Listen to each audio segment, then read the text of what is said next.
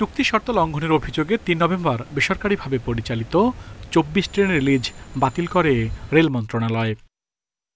৪ বছরের চুক্তিতে এই ট্রেনগুলো চালানো শুরু করে আওয়ামী লীগের সাথে জড়িত সালাউদ্দিন রিপন ও তার পরিবার। তবে ১ দশকের বেশি সময় টেন্ডার ছাড়াই চুক্তির সময় বাড়াচ্ছিলেন তারা, তাই সে চুক্তি বাতিল হয়।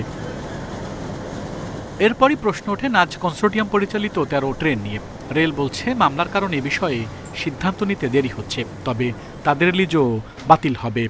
মন্ত্রণালয় থেকে বলছে যে এগুলোকে পুনঃটেন্ডারে করতে বলছে। আমরা মন্ত্রণালয়ের সিদ্ধান্তটা যেহেতু এটা জিএমরা করে, জিএমদের অধীনে এটা এই কার্যক্রমটা হয় থেকে আমরা তাদেরকে দিয়ে দিয়েছি, তারা পরবর্তী স্টেপ বাই স্টেপ করবে। অলরেডি এটা প্রত্যেকের বিজ্ঞপ্তি দিয়ে দিয়েছে। বিশেষজ্ঞরা বলছেন নতুন টেন্ডারে রাজনৈতিক প্রভাবে কেউ যেন লিজ না পায়, ট্রেন চালানোর শর্ত থাকতে হবে উন্মুক্ত, অ্যাকাউন্টেবল যেন হয়।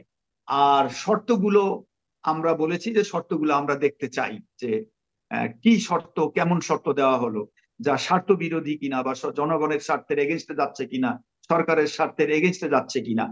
দুর্নীতির কারণেই সরকারের তুলনায় বেসরকারি ট্রেনে আয় বেশি বলছেন বিশেষজ্ঞরা, তাতেও রেলের খুব একটা লাভ হচ্ছে না। শুধু ইজারাদারের উপর দোষ চাপালে হবে না, পাশাপাশি রেলের ভিতরের যারা কর্মকর্তা কর্মচারী আছেন তারাও যদি এই চক্রের অংশীজন হয়ে থাকে সেটাও কিন্তু বের করতে হবে। এবং আমি বলবো যে ভবিষ্যতে বেসরকারি খাতে রেল দেওয়ার ক্ষেত্রে আমাদের যথেষ্ট সচেতন হতে হবে। জনবল সংকটের কারণ দেখি ১৯৯৭ সালে বেসরকারিভাবে ট্রেন চলাচল শুরু হয়। সব সুবিধা রেলওয়ে দিলেও ভাড়া আদায় করে ইজারাদার প্রতিষ্ঠান। আল আমিন হোসেন, ইন্ডিপেন্ডেন্ট নিউজ, ঢাকা।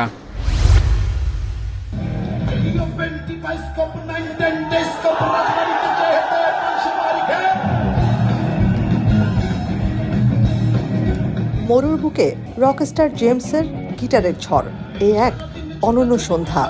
সুরের মূর্ছনায় মাতোয়ারা প্রবাসী বাংলাদেশিরা, তাদের কণ্ঠেও ফুটেছে সেই উচ্ছ্বাস।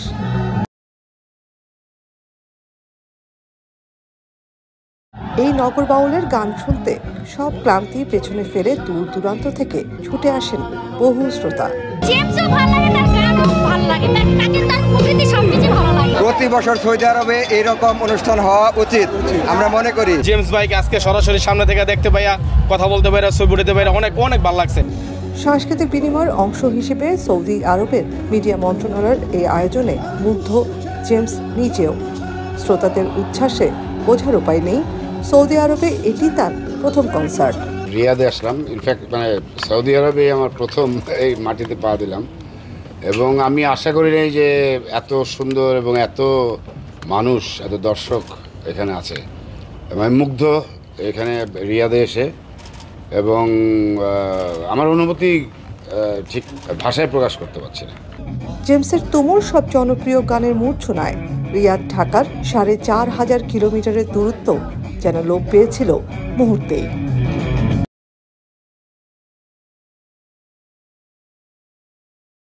জনপ্রিয় রকস্টার জেমস তার এবারের সৌদি আরবের প্রথম কনসার্টে বারবার জানাচ্ছিলেন রেমিটেন্স যোদ্ধাদের প্রতি ভালোবাসার কথা। বলছেন ভক্তরা বা এখানকার যারা রেমিটেন্স যোদ্ধা আছে, প্রবাসী বাংলাদেশিরা, তারা শুধু এই দেশে নয়, বাংলাদেশের উন্নয়নেও অগ্রণী ভূমিকা রাখছে। সেই বার্তাই তিনি তার এই কনসার্টে দিচ্ছেন।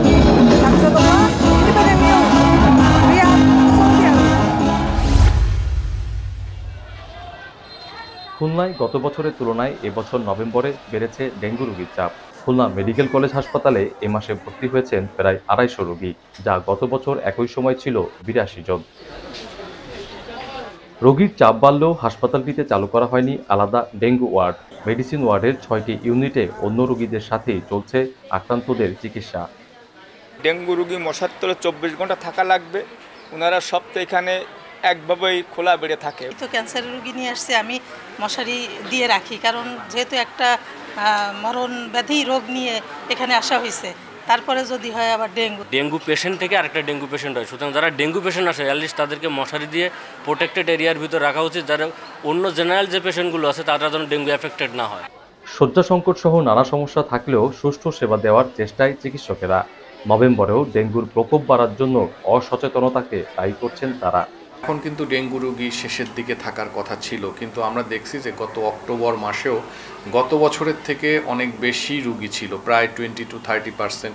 এবছরও কিন্তু সেই নভেম্বর মাসেও আমরা একই চিত্র দেখতে পাচ্ছি। এখন পর্যন্ত আমাদের যেটা ধারণা সেটি হচ্ছে যে মানুষের অসচেতনতাই এর সবথেকে বড় কারণ। এতগুলো ডেঙ্গু রোগী দেওয়ার জন্য আলাদাভাবে সে জায়গাটা নাই।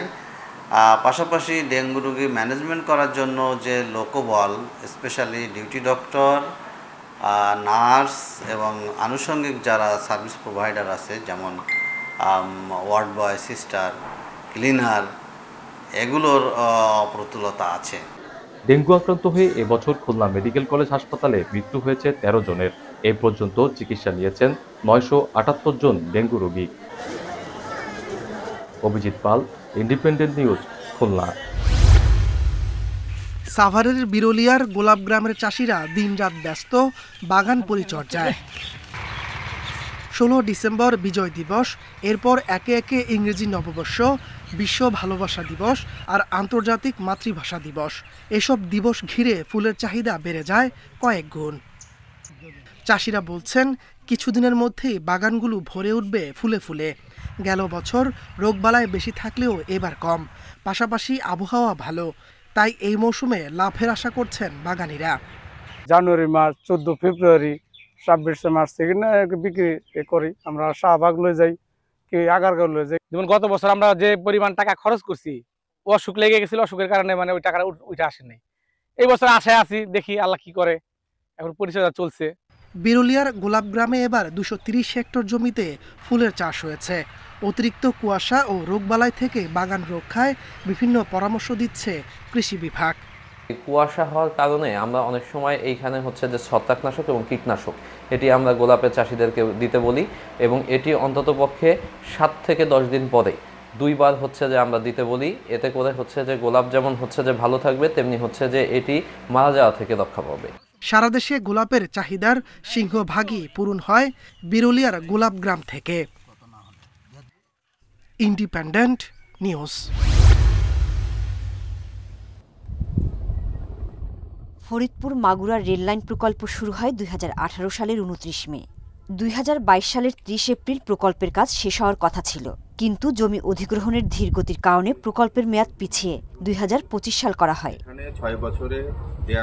প্রকল্পে জমির পরিমাণ ধরা হয় 107 একর। 6 বছরে মাত্র 12 একর বুঝে পেয়েছে ঠিকাদার প্রতিষ্ঠান ক্যাসল কনস্ট্রাকশন। সাবেক এমপি নাবিল আহমেদের এই ঠিকাদার প্রতিষ্ঠানের কাজ সরকার পরিবর্তনের পর অনেকটাই বন্ধ। জমি অধিগ্রহণ না হয় চাষাবাদও করতে পারছে না কৃষক। জমির টাকা কেউ পাইছে, কেউ এখনো পাইনি। তারপরে তো এই দেশে গোলযোগের পরে আবার দেখতেছি কাজ এই আজ করি কাল করি করে তো আর কোনো কাজই দেখতেছি। 6000 টাকা শতক জমিতে হয় না, আমার পাশে কিনতে গেলে আমাদের এখন লাগতেছে প্রায় 90,000, 1 লাখ টাকা শতক। এখনো 95 একর জমি অধিগ্রহণের 100 কোটি টাকা রয়েছে। জেলা প্রশাসন জানিয়েছে মামলা থাকায় অধিগ্রহণে ধীরগতি হচ্ছে। ক্রাশ প্রোগ্রাম নিয়েছি যাতে এটা খুব অল্প সময়ের মধ্যে আমরা ক্ষতিপূরণটা বুঝিয়ে দিয়ে আমরা এই প্রকল্প পরিচালকের কাছে জমিটা হ্যান্ডওভার করতে পারি এবং আমরা আশা করছি যে এটা মানে ডিসেম্বরের নাগাদ এটা দৃশ্যমান একটা অগ্রগতি আমরা এটা পরিলক্ষিত হবে। দ্রুত প্রকল্পের কাজ শেষ করার কথা জানান এই কর্মকর্তা। এটা নিয়ে বিভিন্ন দিক আলোচনা হলো, কিছু কেস আছে, সবগুলো কিভাবে সমাধান করা যায় এবং কত দ্রুত এটা পেমেন্ট দেওয়া যায় সেই বিষয় নিয়ে আমরা আলোচনা করেছি। ফরিদপুর মাগুরা রেললাইন নির্মাণ শেষ হলে প্রথমবারের মতো ঢাকার সঙ্গে মাগুরার ট্রেন যোগাযোগ চালু হবে। Independent news.